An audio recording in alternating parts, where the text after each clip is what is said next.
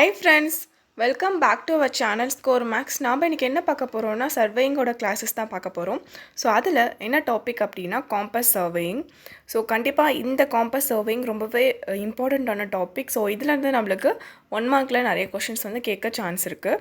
So என்னென்ன மாதிரி questions கேட்பாங்க, எப்படி இதை வந்து நம்ம படிக்கணும் அப்படின்றது தான் இந்த வீடியோவில் பார்க்க போகிறோம். கண்டிப்பாக இந்த வீடியோ ஃபுல்லாக பார்த்தீங்கன்னா இந்த டாப்பிக்கோட டீட்டெயில்டான ஒரு ஐடியா வந்து உங்களுக்கு கிடைக்கும்.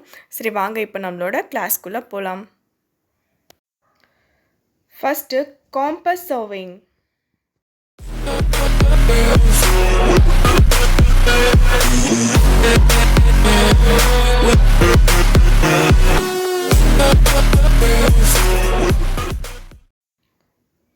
ஃபஸ்ட்டு காம்பஸ் சர்வேயிங் அப்படின்னா என்னென்ன காம்பஸ் வந்து நம்ம எதுக்கு யூஸ் பண்ணுவோம்? ஸோ டைரக்ஷன் காமிக்கிறதுக்காக யூஸ் பண்ணுவோம். ஸோ இங்கேயும் அதை பற்றி தான் நம்ம இங்கே பேச போகிறோம். பாருங்கள், it's a branch of surveying in which direction of survey lines are measured with a compass and length is determined with a chain or tape. So நம்மளுக்கு தெரியும் லென்த்தை வந்து லீனியர் மெஷர்மெண்ட், ஓகேவா? ஸோ அதை வந்து நம்ம செயின் இல்லை டேப்பில் வந்து மெஷர் பண்ணுவோம். அதை பற்றி தான் போன வீடியோவில் செயின் சர்வேயிங்கில் பார்த்தோம். ஸோ அந்த நெக்ஸ்ட் வந்து என்ன, டைரக்ஷன். ஸோ டைரக்ஷன் அப்படின்னு நம்ம சொல்லும் போது இங்கே மெயினாக வந்து ஆங்கிள்ஸை பற்றி பார்க்க போகிறோம்.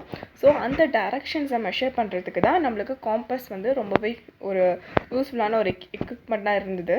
ஸோ அதை பற்றி எப்படி அதை வச்சு சர்வே பண்ணாங்க, அதில் என்னென்ன மாதிரியான கொஷின்ஸ் இருக்குது அப்படின்றத பார்க்கலாம். ஸோ இப்போ பாருங்கள், நம்ம ஆல்ரெடி சொன்ன மாதிரி ஒரு பிரான்ச் ஆஃப் சர்வேயிங். ஸோ வந்து டைரக்ஷன்ஸ் காமிக்கிறதுக்கு ரொம்பவே ஹெல்ப்ஃபுல்லாக இருக்குது.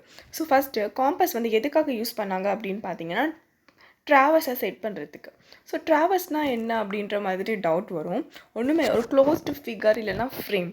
ஸோ பாருங்கள், Traverse is a framework consisting of series straight lines connected together forming a closed or open polygon. ஓகேவா? ஸோ அந்த ஃபிகர் வந்து நம்ம கனெக்ட் பண்ணி ஒரு டயக்ராமோ ஸோ ஒரு செட்டோ, அப்போ தான் உங்களால் வந்து இந்த காம்பஸ் வச்சா தான் உங்களுக்கு எந்த டைரக்ஷனில் அந்த ட்ராவர்ஸ் போகும் அப்படின்றது தெரியும். ஸோ ட்ராவர்ஸ்னால் என்னென்னா ஒரு எல்லா லைன்ஸும் கனெக்ட் பண்ணி ஒரு ஃப்ரேம் வந்து நம்ம ஃபார்ம் பண்ணுறோம். அது க்ளோஸ்டாக இருக்கலாம் அண்ட் ஒரு ஓப்பன்டாக இருக்கலாம். மோஸ்ட் ஆஃப் த டைம் 3 சைட்ஸ்க்கு மேலே இருக்கணும். தட் மீன் பாலிகனாக இருக்கணும் அப்படின்னு சொல்லியிருக்காங்க. ஸோ இந்த டயக்ராம் தான் ஒரு ட்ராவர்ஸ் ஒரு எக்ஸாம்பிள்.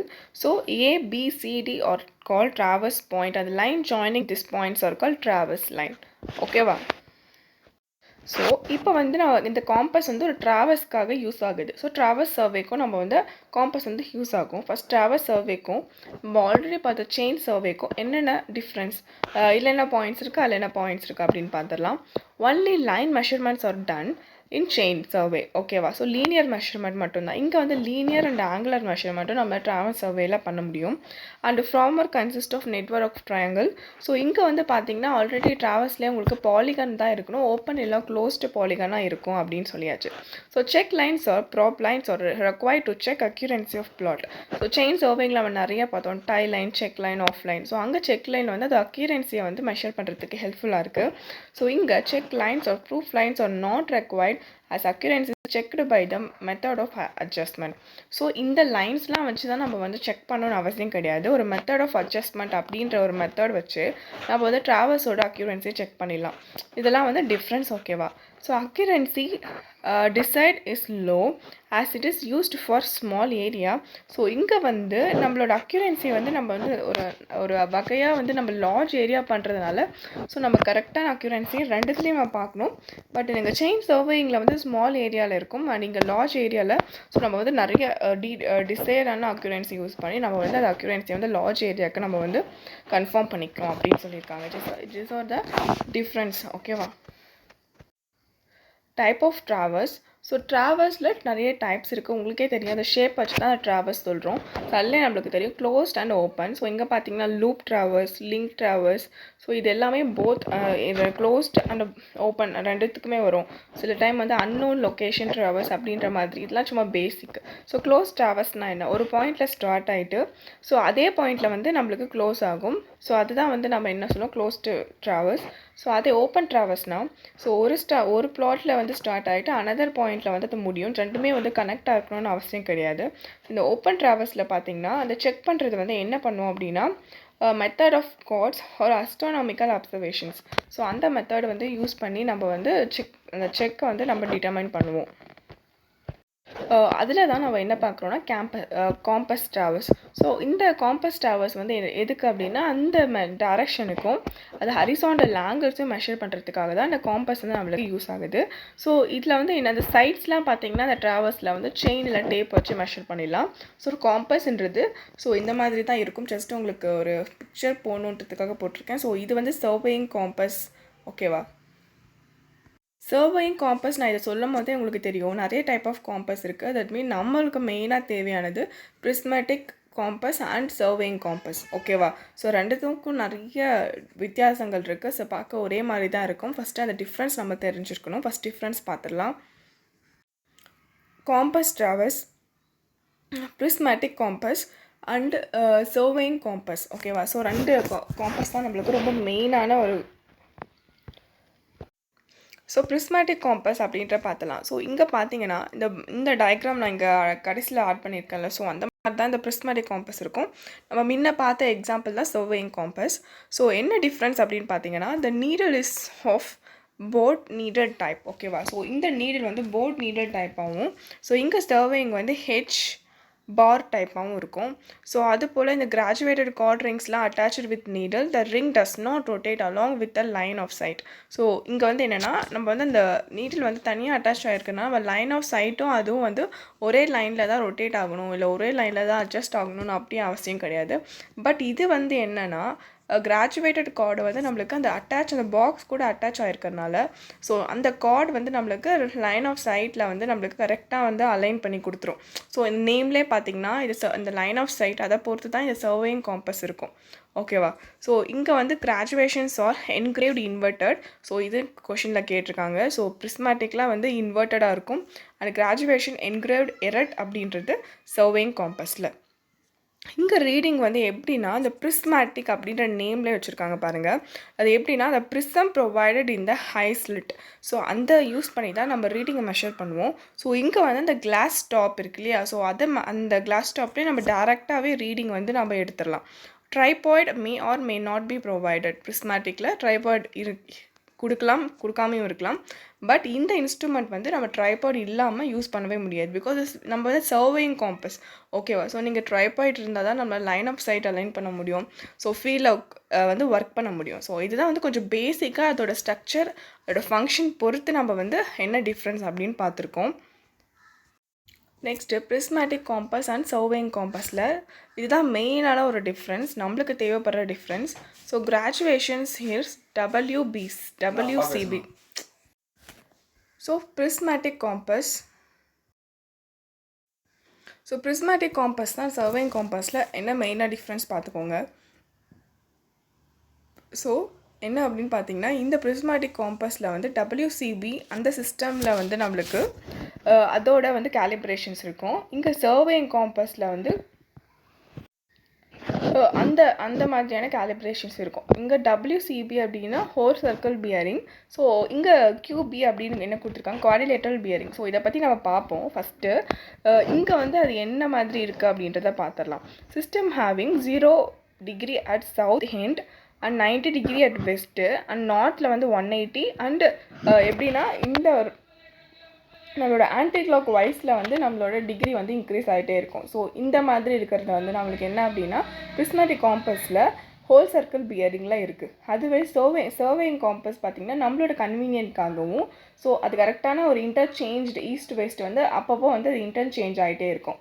ஸோ பார்த்திங்கன்னா 0 வந்து நார்த்தில் இருக்கும் அண்ட் சவுத்தில் வந்து 90 degree at east and west each ரெண்டுமே வந்து 90. ஓகேவா?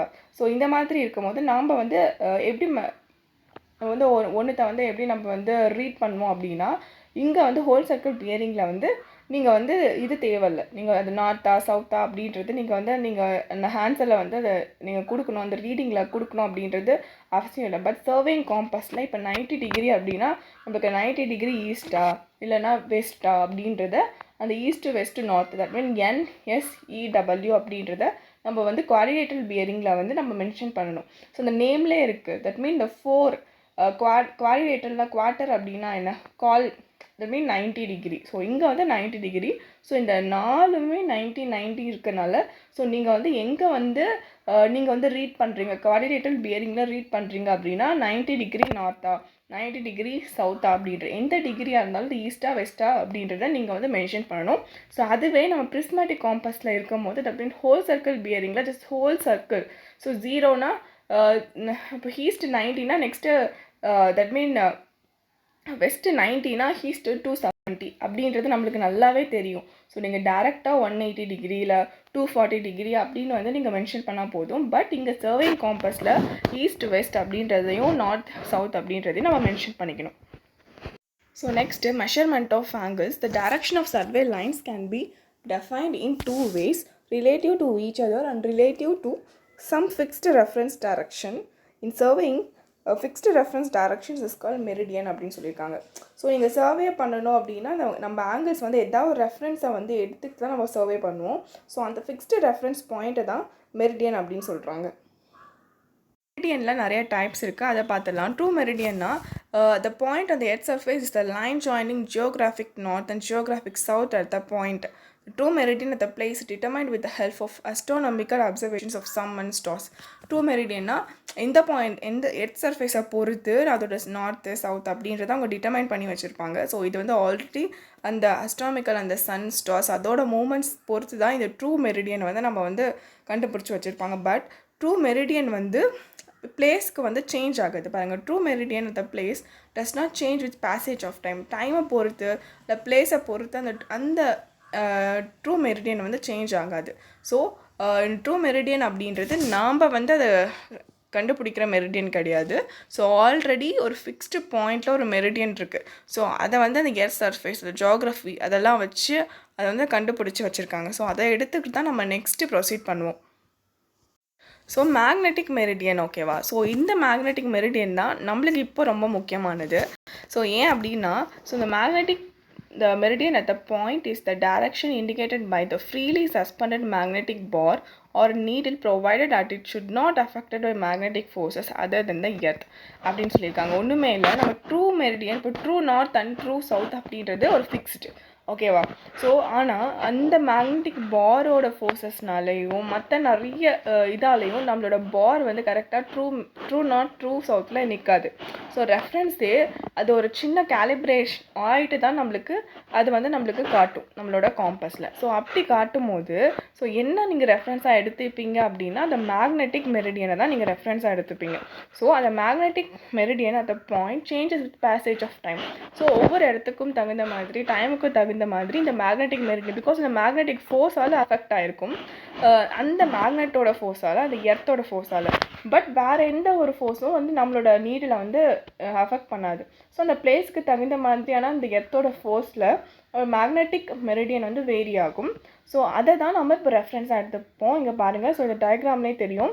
ஸோ ட்ரூ மெரிடியன் இருக்குது அண்ட் ஸோ அந்த ட்ரூ நார்த்து. பட் இதுதான் நம்மளோட மேக்னெட்டிக் நார்த் ஓகேவா. ஸோ மேக்னெட்டிக் நார்த் இந்த சைடு வந்திருக்கு அப்படின்னா இந்த சைடு நம்மளுக்கு மேக்னெட்டிக் சவுத் வரும். ஸோ உங்களுக்கு தெரியும் ஜஸ்ட் சிங்கிள் நீடில் அப்படின்றதுனால. நெக்ஸ்ட்டு டைப்ஸ் ஆஃப் மெரிடியனில் grid meridian for survey of a country, the meridian passing through the central place is taken as reference meridian for whole country and such a reference meridian is called grid meridian அப்படின்னு சொல்லியிருக்காங்க. ஒன்றுமே இல்லை. So நம்மளோட கண்ட்ரியில் ஒரு meridian வந்து நம்மளுக்கு pass ஆகுது. ஸோ அது என்ன 92 தட் மீன் 82.5 டிகிரி ஈஸ்ட் அலகாபாத்தில். ஸோ அது வந்து நம்ம கண்ட்ரியோட மெரிடியன். ஸோ அந்த மெரிடியன் நம்ம ரெஃபரன்ஸாக வச்சு தான் மற்ற எல்லாத்தையும் நம்ம வந்து பண்ணிகிட்ருக்கோம். சர்வே ஆகட்டும் ஸோ மற்ற அந்த கிளைமேட்டிக் அந்த மாதிரி எல்லாத்தையும். ஸோ அந்த ரெஃபரன்ஸ் ஒரு கண்ட்ரிக்கோ இல்லை ஹோல் அந்த ஒரு பிளேஸ்க்கும் ரெஃபரன்ஸாக நீங்கள் எடுத்துக்கிற ஒரு மெரிடியன் தான் கிரிட் மெரிடியன் ஓகேவா. ஸோ நெக்ஸ்ட்டு ஆர்பிட்ரி மெரிடியன் அப்படின்னு கொடுத்துருக்காங்க. ஸோ இந்த மெரிடியன் நம்ம எப்படி ஒரு கண்ட்ரிக்கு ஒரு ரெஃபரன்ஸ் எடுத்தோமோ ஸோ இது வந்து எதுக்காக அப்படின்னா ஒரு டைரக்ஷன் ஃபைண்டிங் பர்பஸில் நம்ம சர்வே பண்ணிகிட்ருக்கோம். ஒரு ட்ராவல் ஸ்டேஷன் வந்து நீங்கள் பண்ணிகிட்ருக்கீங்க. ஸோ அதோட டைரக்ஷன் நீங்கள் கண்டுபிடிக்கிறதுக்காக ஒரு பாயிண்ட்டை ரெஃபரன்ஸாக எடுப்போம். ஸோ வெல் டிஃபைன்ட் பாயிண்ட் சச்சஸ் வந்து அந்த இடத்துக்குன்ட்டு ஒரு பாயிண்ட் இருக்கும். ஸோ அதுதான் வந்து நம்ம மெரிடியனை நம்ம கேலிப்ரேட் பண்ணுற இடமா இருக்கும். ஸோ அந்த பாயிண்ட்டு தான் நம்ம என்ன சொல்லுவோம்னா ஆர்பிட்ரி மெரிடியன் அப்படின்னு சொல்லுவோம். ஸோ அது எது வேணாலும் இருக்கலாம். So top of the floor, chimney etcetera அந்த இடத்துக்கு நம்ம வந்து நம்ம வந்து சர்வே ஒர்க்கோ இல்லை ட்ராவல்ஸ் ஒர்க்கோ பண்ணிகிட்ருக்கோம். ஸோ அந்த ஸ்டேஷன் நீங்கள் டிஃபைன் பண்ணுறதுக்கு ஒரு பாயிண்ட்டே எடுத்துப்பீங்க. ஸோ அந்த மெரிடியன் அப்படி தான் நம்ம ஆர்பிட்ரி மெரிடியன் அப்படின்னு சொல்லியிருக்காங்க. Sometimes the direction of first travels line is also taken as reference meridian. That mean அப்போ வந்து சில டைம் நீங்கள் அந்த மாதிரி ஒவ்வொரு பாயிண்ட்டு நீங்கள் ரெஃபரன்ஸாக எடுக்காமல் ட்ராவல்ஸ் பண்ணிட்டீங்க அப்படின்னா அந்த ஃபஸ்ட்டு பாயிண்ட்டு ரெஃபரன்ஸாக எடுத்துகிட்டு அதுக்கடுத்து இருக்க பாயிண்ட்டு அதுக்கடுத்து இருக்க டைரக்ஷன்ஸ் வந்து அவங்க வந்து காம்பஸில் வந்து ஜஸ்ட் நோட் பண்ணிகிட்டே போயிட்டே இருப்பாங்க. ஸோ இதுதான் டிஃப்ரென்ஸ். ஸோ கிரிட் மெரிடியன்னா நம்ம ஹோல் கண்ட்ரிக்கு. ஸோ அதே மாதிரி ஒரு குறிப்பிட்ட ஒரு ட்ராவல்ஸ் பண்ணணும் இல்லை குறிப்பிட்ட சர்வே பண்ணணும் அப்படின்னா அங்கே நீங்கள் ரெஃபரன்ஸாக எடுத்துக்கிறது வந்து ஆர்பிட்ரி மெரிடியன்.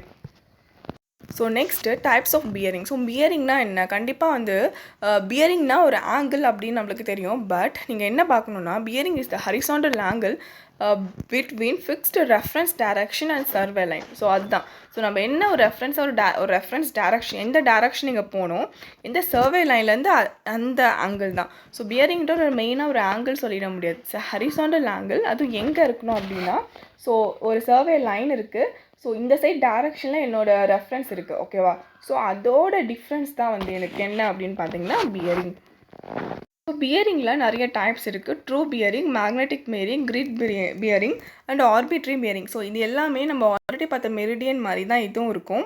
ஸோ இங்கே வந்து நம்ம என்ன பண்ணுவோம் அப்படின்னு பார்த்தீங்கன்னா for all important services true bearing is preferred over magnetic bearing. So நான் ஆல்ரெடி சொன்ன மாதிரி மேக்னெட்டிக் பியரிங்கை தான் மோஸ்ட் ஆஃப் த டைம் நம்ம எடுத்துகிட்டு நம்ம அந்த பிளேஸ் தகுந்த மாதிரி மேக்னெட்டிக் பியரிங் எடுத்து தான் நம்ம சர்வே பண்ணுவோம். பட் ட்ரூ பியரிங் தான் நம்மளுக்கு வந்து ஸோ இவ்வளோ தான் நம்மளுக்கு டைப்ஸ் ஆஃப் பியரிங். ஸோ நம்மளோட மெரிடியன் மாதிரி தான் இந்த true bearing, magnetic bearing and grid and ஆர்பிட்ரி bearing எல்லாமே வரும். ஸோ நான் உங்களுக்கு வந்து நெக்ஸ்ட் வீடியோவில் ஜஸ்ட் இந்த வீடியோவிலே நான் இன்க்ளூட் பண்ணலான்னு நினச்சேன். பட் நான் நெக்ஸ்ட் வீடியோவில் உங்களுக்கு தெளிவாக வந்து நான் உங்களுக்கு அந்த whole circle bearing and quadrilateral bearing வந்து நான் உங்களுக்கு டீச் பண்ணிவிட்டு அதுக்கடுத்து அதுக்கு ரிலேட்டடான சம்ஸ் பார்க்கலாம். ஸோ கண்டிப்பாக அதுலேருந்து ஒரு கொஷின்ஸ் வர சான்ஸ் இருக்குது. ஸோ எப்படி அந்த கன்வர்ஷனே நம்மளுக்கு ரொம்பவே முக்கியம். ஸோ அந்த வீடியோவோட நம்மளுக்கு வந்து இந்த காம்பஸ் சர்வேயிங் முடிஞ்சிடும். ஸோ அட்லீஸ்ட் ஒவ்வொரு சர்வேயிங் ஒவ்வொரு டாப்பிக்கும் நம்ம வந்து ஒரு 2 வீடியோஸ் கிட்டே நம்ம பார்த்தோன்னா தான் நம்மளுக்கு இந்த வீடியோவில் ஏதாவது டவுட் வரும். ஸோ எதாவது மிஸ் பண்ணியிருந்தாலும் நெக்ஸ்ட் வீடியோவில் ஆட் பண்ண முடியும். ஸோ சர்வேயிங் வந்து கொஞ்சம் இம்பார்ட்டண்ட்டான டாபிக் தான். நம்மளோட டிஆர்பிக்கு அது அந்தளவுக்கு இம்பார்ட்டன்ட் இல்லைனாலும் ஸோ என்னால் முடிஞ்ச அளவுக்கு ஸோ நான் எனக்கு தெரிஞ்ச என்னோடய நாலேஜ் பொறுத்து ஸோ என்னால் முடிஞ்ச அளவுக்கு உங்களுக்கு கொடுக்கணும் அப்படின்னு நான் நினச்சி தான் நான் ஓரளவுக்கு கொஞ்சம் டீட்டெயில்டாக ஒரு லென்த்தாக போயிட்டுருக்கு கிளாஸு. ஸோ நம்மளுக்கு கண்டிப்பாக டைம் இருக்குது. ஸோ சீக்கிரம் முடித்தாலும் நம்ம வந்து ஒரு கேப் வந்துடும். ஸோ அதனால தான் நான் முடிச்சிடலாம். கண்டிப்பாக இன்னும் ஒரு 1 வீக்கில் சர்வே அண்டு ஹைட்ராலஜி முடிச்சிடலாம். ஸோ நீங்கள் அதை பற்றி ஃபீல் பண்ணாதீங்க. பட் ஏன் இவ்வளோ படிக்கணுமா அப்படின்னு யோசிக்காதீங்க. ஸோ இருக்கிறத வந்து படிச்சுக்கலாமே. ஸோ டைம் இருக்கும்போது நம்ம படிச்சுக்கலாம் அப்படின்னு தோணுது. ஸோ இப்போ ஏதாவது டாபிக் மிஸ் பண்ணிட்டோன்னா அதுக்கப்புறம் தனியாக நம்ம புதுசாக ஒரு வீடியோ போடும்போது ஒன்றுமே புரியாது. ஸோ அதனால தான் ஸோ ஃபஸ்ட்டு உங்கள் மனசில் இருக்க எல்லா பயத்தையும் அதுக்கு இருக்க டவுட்ஸ் எல்லாத்தையும் தட் மீன் படிக்க முடியுமா ஓகேவா அப்படின்றதெல்லாம் யோசிக்காமல் மற்றது எல்லாத்தையும் தூக்கி போட்டுட்டு முடியும் அப்படின்னு நினச்சிக்கோங்க. இருக்கிற சோர்ஸை வந்து நல்லா யூஸ் பண்ணிக்கோங்க. போர்ஷன்ஸ் கம்ப்ளீட் பண்ண முடியுமா, எக்ஸாம் வருமா, இந்த மாதிரி நிறைய கொஷின்ஸ் இருக்கும். அது எதுவுமே இப்போ மைண்டில் இருக்கக்கூடாது. ஸோ இருக்கிற டைம் நல்லா யூஸ் பண்ணிக்கோங்க. என்னை பொறுத்த வரைக்கும் இன்னும் லாக்டவுன் இன்க்ரீஸ் ஆகும் அப்படின்னு தான் நான் நினைக்கிறேன். பட் எனக்கு தெரியல. இப்போ இருக்க சுச்சுவேஷன் பார்த்தா அப்படி தான் தெரியுது. செப்டம்பருக்கு மேலே கூட எக்ஸாம் வரலாம். ஸோ எல்லா எக்ஸாமும் ஸோ இவங்களும் ஃபுல்லாக கண்ட்ரோல் ஆன அப்புறமா தான் மற்றதை பற்றி யோசிப்பாங்க.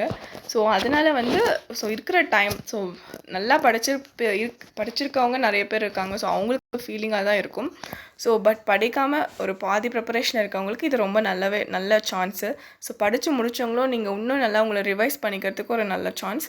ஸோ அதனால் இருக்கிற எல்லா அந்த எக்ஸாம் பற்றியான டவுட்ஸ்லாம் தூக்கி போட்டுட்டு நீங்கள் ப்ரிப்பரேஷனில் வந்து ஃபுல்லாக உங்களோட டைமை வந்து ஸ்பெண்ட் பண்ணுங்கள். கண்டிப்பாக அதுக்கான பலன் வந்து நம்மளுக்கு கிடைக்கும். சரி, ஓகே, இந்த வீடியோ உங்களுக்கு யூஸ்ஃபுல்லாக இருக்கும்னு நினைக்கிறேன். நெக்ஸ்ட்டு வீடியோவில் பார்க்கலாம். தேங்க்யூ.